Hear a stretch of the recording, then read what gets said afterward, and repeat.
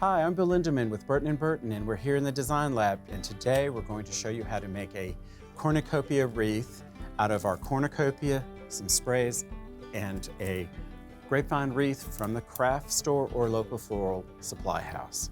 We're going to start with the length of the rustic wire. I'm going to put a little dab of hot glue right in the tail of the cornucopia. And make sure it's inserted well. We want to take this little twig stand off because it's no longer necessary for our purposes. And then we want to wind this rustic wire around the cornucopia. The reason I'm adding the wire to the cornucopia is not only for decorative purposes, but also to camouflage the actual mechanics. So we'll cut that off. We have it all the way up the cornucopia. Then a little bit of glue down inside. This will secure it so it stays in place. Once you get your grapevine wreath, determine which is the section you want to put it in. Always there's a wreath with one flatter side. So we're going to add this here. I've, again, pre-cut some pieces of wire. Just going to go around the cornucopia and twist it tightly. And then you locate where you'd like to put the cornucopia location. Go through the wreath. And we are tightening it down so we're going to get a good, solid, and stable binding.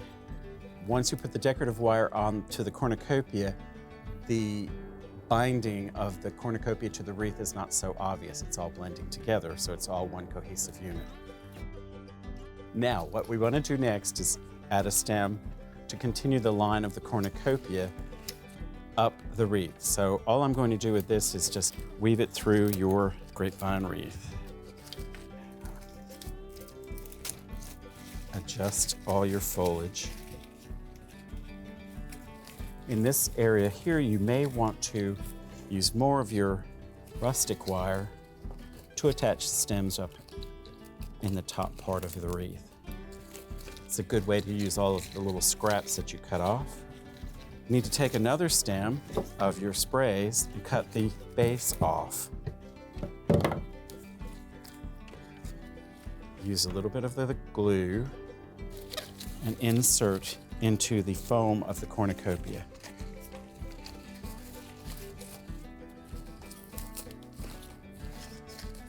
And then just weave all of your foliage and your pumpkins back up into the main body of the wreath. You can see how we're having the cornucopia spill further on out onto the wreath. We're going to take one more. We're going to cut it in 3 pieces. One, you'll see that there's like a natural break here and a natural break here. This is where our first cut will be. And then our second cut will be right here. And then we don't need all this stem, so we're going to cut that off as well. This first piece, we're going to take a little bit of glue. And since the cornucopia is made of foam, we're going to insert it into the side piece here so that it starts to spill, and we're going up to continue the crescent shape up the cornucopia side. A little bit of rustic wire will help here.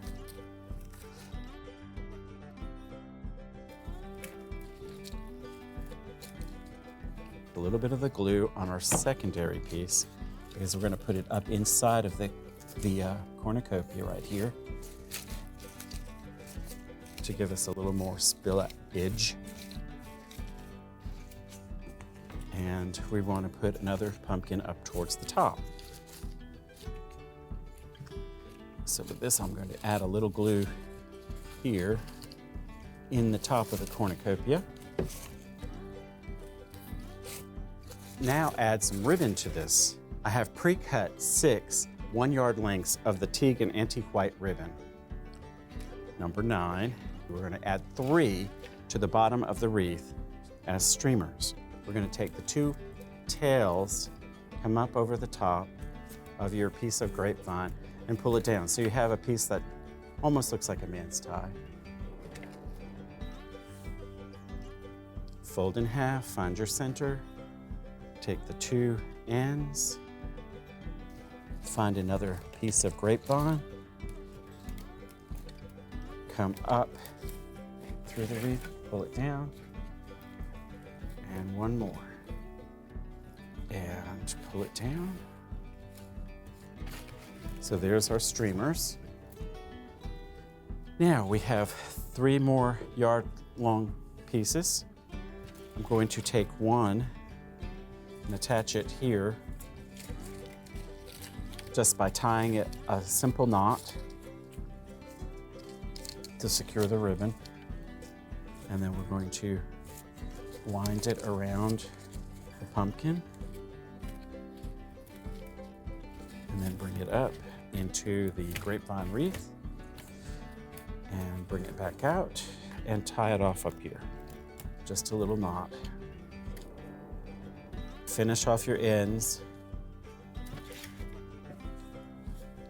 Now, with the last 2 pieces, you're going to take another 1-yard length and we're going to attack the other side. We'll attach it right up into the wreath right here. We can go around the base of the stem that we added earlier and just weave it through using the stems of the pumpkins as the mechanic. And we'll tie it off right here. So you can see where we're heading, that the color is pulled through the wreath. The white cream color picking up the color of the berries and the white pumpkins. We have one more piece of ribbon, 1-yard length. So you find your center of your ribbon and you go around that stem of the pumpkin that's in your cornucopia and just tie a simple 2-loop bow again. Adjust your loop size. Now I want to add some feathers to the composition to increase the feel of the crescent. Just run your a blunt edge or a soft edge around and it'll give a nice curve. Add a little bit of glue to the feather and insert into your wreath. Pushing down into the wreath to give you a good insertion. We're going to do 9 of these feathers.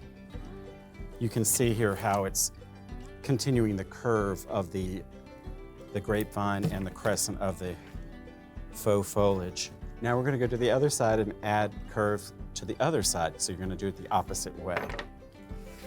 Continue with your feathers until you have all 9 of them placed into your wreath. So we're going to cut another length of wire and we're going to create a hanger to tell the customer where to hang the wreath from. Just find a place to add into the wreath at the right location. We want it to hang sort of right there. So bring the wire down, cinch it tightly, and create a loop. This way the customer's not going to hang it sideways when they go to purchase it.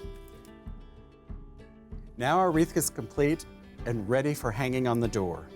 And if you have double doors, you can always reverse the direction of the cornucopia, as in this wreath behind me, so that they are facing each other.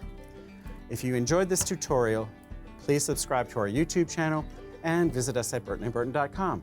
Thanks for watching.